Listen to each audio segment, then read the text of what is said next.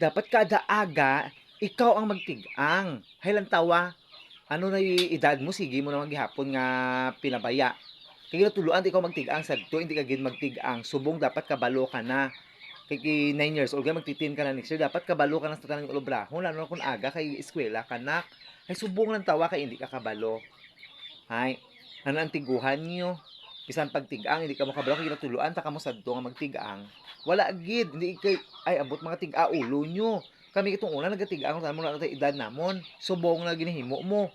Lantawa. Kaya nasubrahan, di ka mo abi ka hampang-hampang. Nag-focus ka mo sa hampang.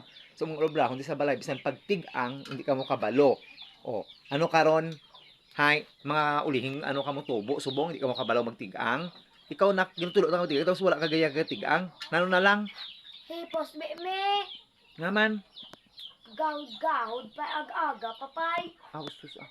Nagatigang kagali na. Sorry. Nagbukal na yung tinigang. Sorry na.